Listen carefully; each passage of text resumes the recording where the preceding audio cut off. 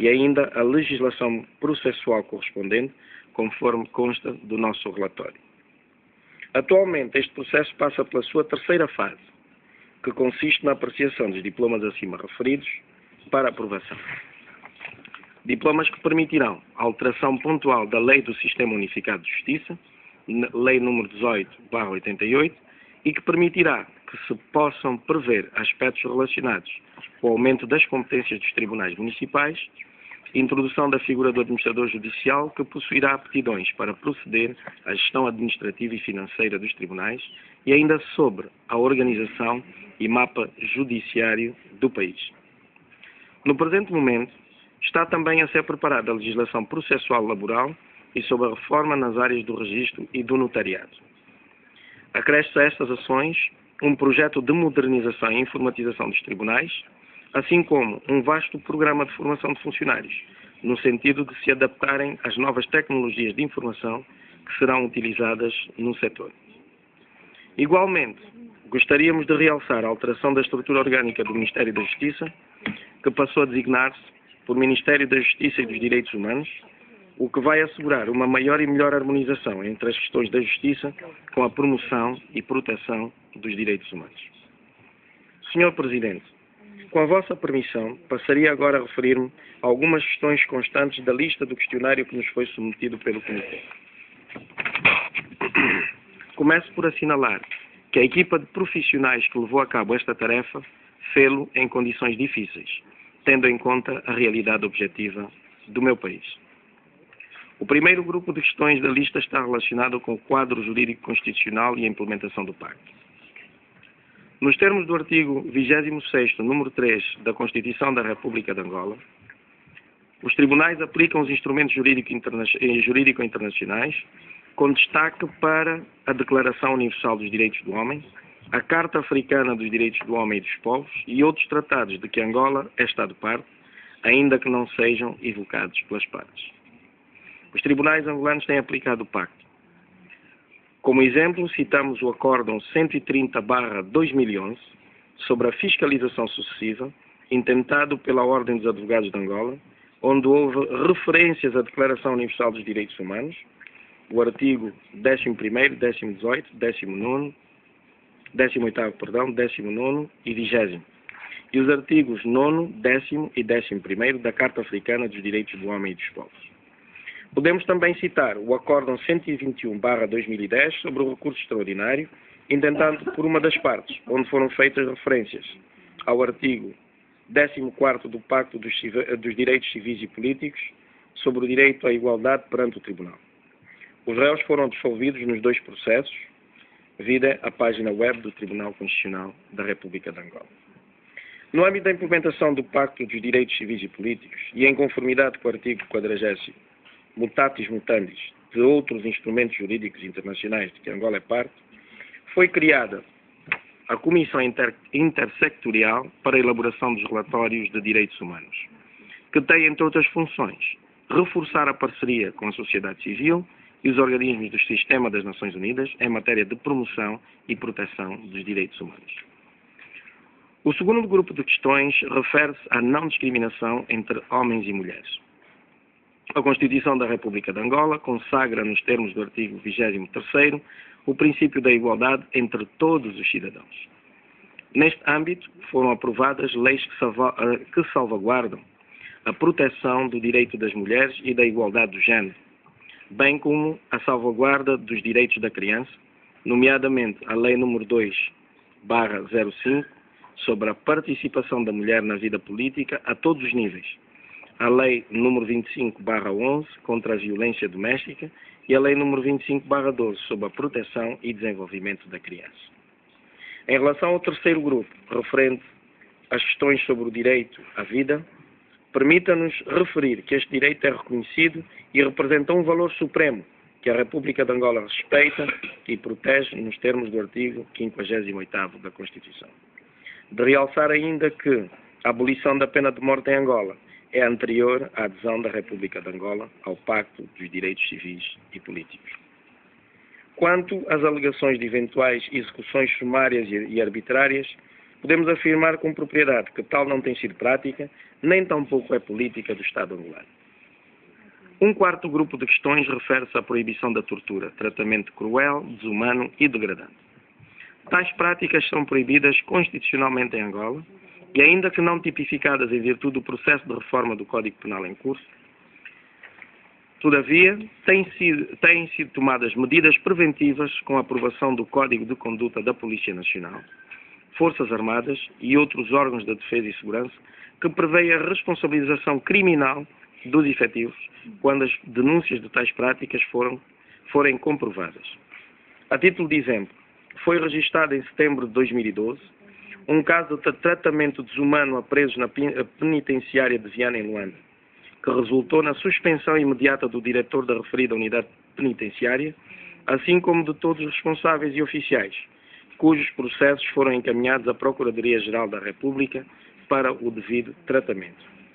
Ainda neste âmbito, as vítimas de atos de tortura têm o direito de apresentar queixa diante do Departamento de Inquérito e Reclamações e junto da Direção Nacional de Investigação Criminal, que tem como competência velar especificamente dos casos que derivam de condutas indevidas e violação dos direitos legítimos dos cidadãos por parte dos agentes da ordem pública. A suposta impunidade está a merecer uma particular atenção do governo angolano, que mantém um controle efetivo sobre as Forças Armadas e a Polícia Nacional e tem mecanismos para investigar e punir os abusos e atos de corrupção das forças de segurança. Tanto a Polícia Nacional como as Forças Armadas angolanas têm os seus próprios mecanismos internos para o tratamento destes casos. Senhor Presidente, no que concerne às questões sobre as condições das prisões e dos centros de detenção, podemos afirmar que as condições prisionais em Angola têm vindo a registrar melhorias significativas. Está em curso a construção de novas unidades penitenciárias para solucionar o problema da sobrelotação. Com esta atuação, melhoraram significativamente as condições nas penitenciárias, incluindo as condições de trabalho dos agentes penitenciários que recebem formação em matéria de direitos humanos, o que permitiu humanizar o sistema penitenciário nacional. Os presos têm os direitos salvaguardados, inclusive a apresentação de queixas às autoridades judiciais, e podem solicitar uma investigação sempre que os seus direitos forem violados. As famílias dos presos, os defensores dos direitos humanos, os diplomatas estrangeiros e observadores internacionais dos direitos humanos têm livre acesso aos centros penitenciários e aos presos desde que cumpridas as formalidades previstas. Atualmente estão em curso iniciativas que visam melhorar a base de dados do sistema penitenciário, que deverá transitar do registro manual para a informatizado, incluindo dados biométricos e uma conexão a outros organismos da Polícia Nacional e ao sistema judicial. Senhor Presidente, relativamente às informações que circulam segundo as quais teria havido atos de violência sexual sistemática contra mulheres imigrantes em Angola durante o processo de repatriamento, reiteramos que não é política do Estado angolano, pois o mesmo ocorre em obediência dos princípios dos direitos humanos e do direito internacional. Para maior transparência, o governo angolano reforçou a sua cooperação com algumas agências especializadas das Nações Unidas, nomeadamente a Organização Internacional da Migração, a Cruz Vermelha e o Alto Comissariado para os Refugiados, para acompanhar o processo de repatriamento dos imigrantes em Angola, que tem vindo of immigrants in Angola, and appropriate measures have been adopted in order to prevent and combat such practice. In this regard, in October last, a multi-sectoral team went to London North, including the resident representative of the United Nations in that team. It concluded the accusations on sexual violence against immigrant women in Angola were accusations that were unfounded. Chair, as regards freedom of expression, this is a right which is enshrined and ensured under laws 7/06 on the freedom of the press and also 1491 regarding freedom of association in Angola. Every citizen is free to express their ideas and opinions.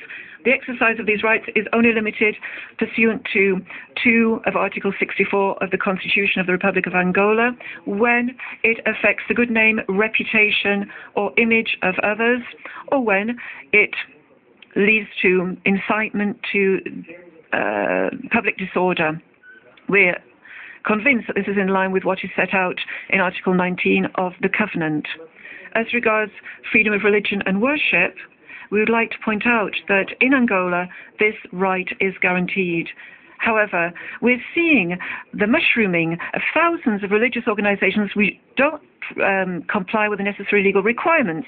To understand the phenomenon of this proliferation, in 2009, a multi-sectoral committee was set up to analyze the origin of these, the real objectives of these bodies, and their impact on society. This commission has concluded that many of these religious organizations practice acts which are socially reprehensible, such as accusations of practices of witchcraft against children as well as the elderly, promises of miraculous cures, worship being carried out in the wrong places and at the wrong time, amongst other practices which are against the law, public order and proper behaviour. Chair, the protection of minors has been a priority of our government. In order to achieve this, we've adopted measures which reflect aspects which cover particularly the need to protect, look after and educate children for a better future. However, the rights of children are of course intimately linked to the economic and social political context in which they are contained. Our country has this phenomenon of children being accused of sorcery, of witchcraft. This has stemmed from some religious bodies who have a very dubious origin. They are taking advantage, rather, of the vulnerability of families who perhaps aren't able to look after their own family members. We also have many children who have been manipulated by adults to carry out crimes, some of these crimes being truly heinous. The Angolan state is keeping a close eye on this. We have juvenile courts so that these children aren't tried in the ordinary courts and they're therefore having their rights as minors violated.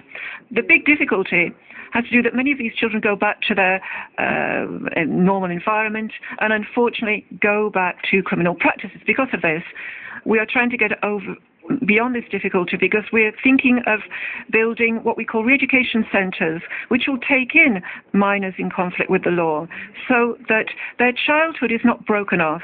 They are able to be reintegrated properly into society thanks to being brought up in a healthy environment. As regards child labour, law prohibits enforced or obligatory labour in line with Law 2/200 on our general legislation on labour. It also establishes a minimum age for children to be able to join the labour market.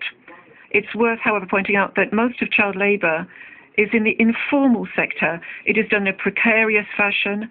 This is something that has been looked at particularly by our government.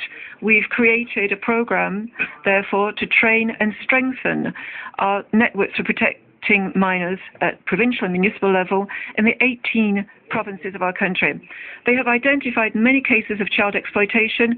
These children are then taken to shelters, childcare centres. Chair, as regard elections and the right to participation in public life, the Angolan Constitution ensures that citizens are entitled to participate in public life through free and fair elections, where citizens are free to choose their representatives.